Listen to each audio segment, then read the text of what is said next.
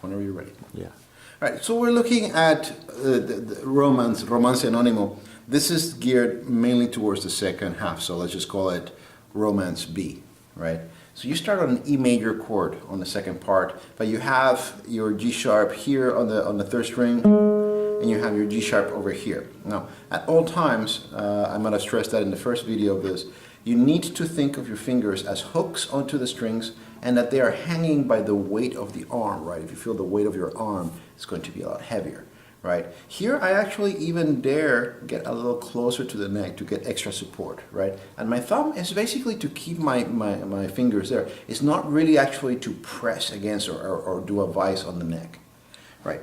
Now, on the right hand, the main purpose of this exercise, if you remember, is to basically get that art of touch where you have more weight on the ring finger, right? Notice that I'm not yanking the string out. I'm pushing down and almost like a bow and arrow, releasing that string so that it carries sound.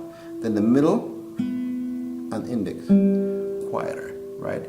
And always the hierarchy of beats is the first beat is the strongest, second beat is the weaker, third beat is the weakest.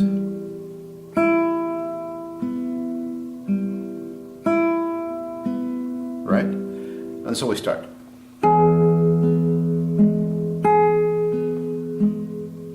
Notice how quiet my index and middle fingers are, right? Then 2, my one finger stays there on the G sharp or G.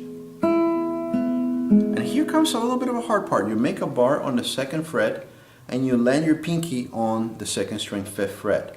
You're going to also land your ring finger on the 4th fret. What's going to happen here is you're going to move from this note, tuck into this note, back over to the D natural, grabbing it with 2. This is all on the B string, and then back to your D sharp there, which is basically part of your B7 chord, right?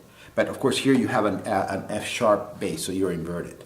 Tuck in with bass. Right, so he doesn't do that ornament quite straight away. He's just kind of fitting it in within the framework of the piece, right? So again, stays there with bass. C double sharp or D natural.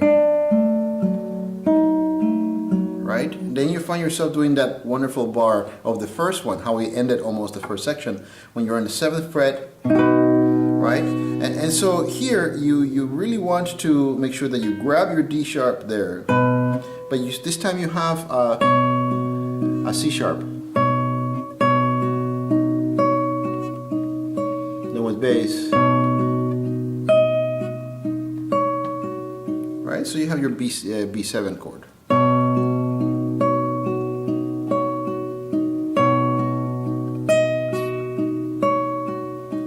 Or just B.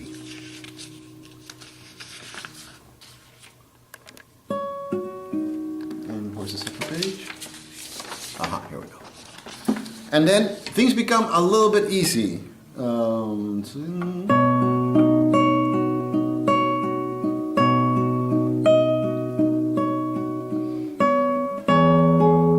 You line 2, 3, and 4 up here on the 9th fret. Right? And then you're going to be doing a little bit of a walk the same way that you...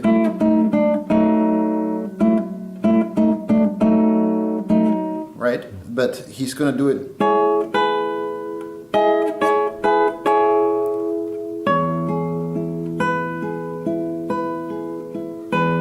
back. Now these two are going to be replaced with a bar, and you're going to stretch out to the 12th fret. Right?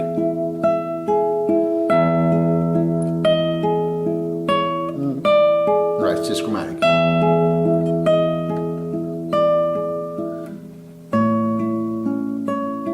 Right here, you just have to jump, sorry.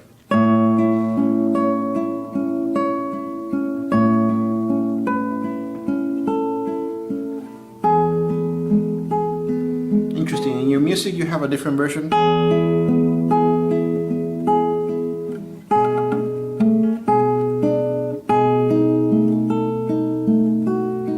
That's pretty. I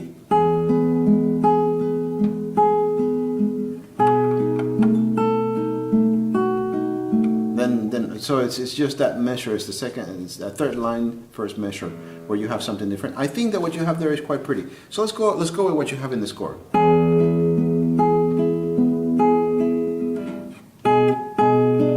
D sharp. Then E major, instead of E minor like before, this time E major. Stretch. Don't hate me, I didn't write it. Right? I'm just gonna play through that second part.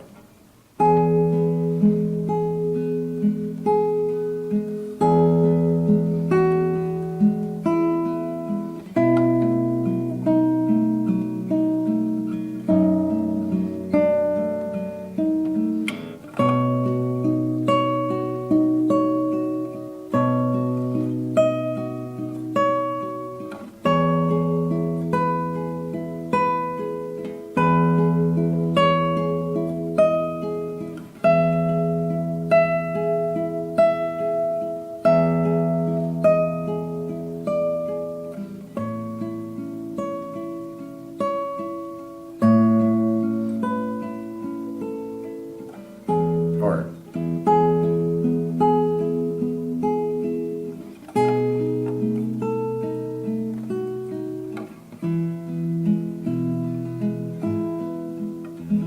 and then you go back to the first part, and that's all just written out, but it's basically the same.